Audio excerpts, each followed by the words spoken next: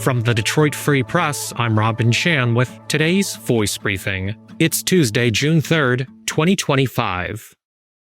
This is J.C. Rindle with the Detroit Free Press. Ford has found a luxury hotel operator for its newly redone Michigan Central Station in Detroit. The automaker this week announced that Nomad Hotels, an upscale boutique hotel brand, plans to open a 180-room hotel in the former train station. Nomad will fill the top 5 floors of the building, and it is expected to open in the first half of 2027. The hotel will also bring a new restaurant to the ground floor of the building inside the former carriage house. Ford reopened Michigan Central a year ago as new office, commercial, and entertainment space. The building dates to 1913 and had been vacant since the late 1980s when the last Amtrak train pulled out. I'm Sue Solaski, Detroit Free Press food and restaurant writer. After 7 years in Ferndale, the Bobcat Bonnie's location will shutter. The closure leaves the Bobcat Bonnie's in Lansing as the only remaining location. A reason for the closure was not given. Bobcat Bonnie's at one time had 7 locations. Though not named, according to a Facebook post, a new, quote, amazing operator is expected to take over the space on West 9 Mile. Bobcat Bonnie's owners have told the staff and wrote, quote, we are ensuring every single one is taken care of.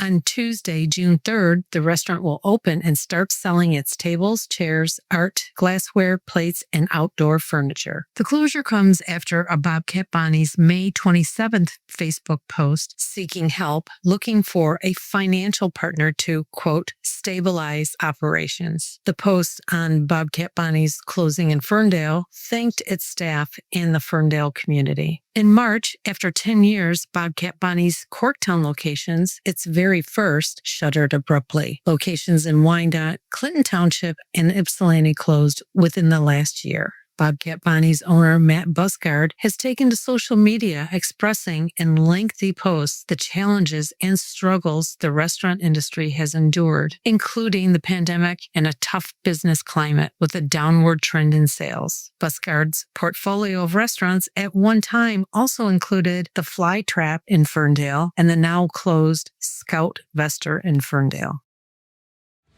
On this week's episode of Days of Roar, Freep's Detroit Tigers beat reporter Evan Petzold and co-host Mark Gorosh talk if the team should let ace Tarek Skubal pitch deeper into games. And they get an update from West Michigan Whitecaps broadcaster Dan Hasty on how top prospects like Kevin McGonigal and Max Clark are performing in the minor leagues. Here's a quick snippet of their conversation.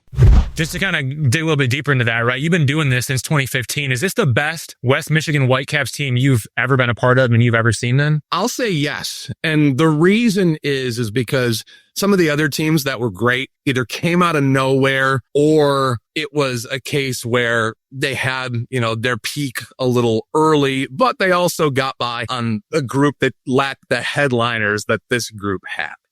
Going into the season, we thought that West Michigan was going to be exceptionally strong. And right out of the gate, they lose Kevin McGonigal. And Josue Briseño even spends some time on the injured list. But it hasn't mattered in the sense of they've kept winning ball games. And I know that's not the primary focus of what happens at the minor league level. But as soon as those players who were hurt came back, it was like they never left.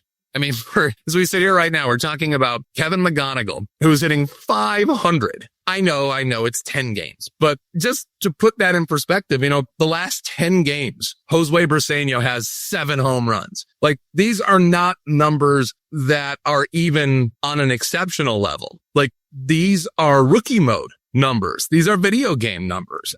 You can hear the full episode of Days of Roar wherever you listen to podcasts. And as always, you can find the latest Tigers and sports coverage on freep.com/sports.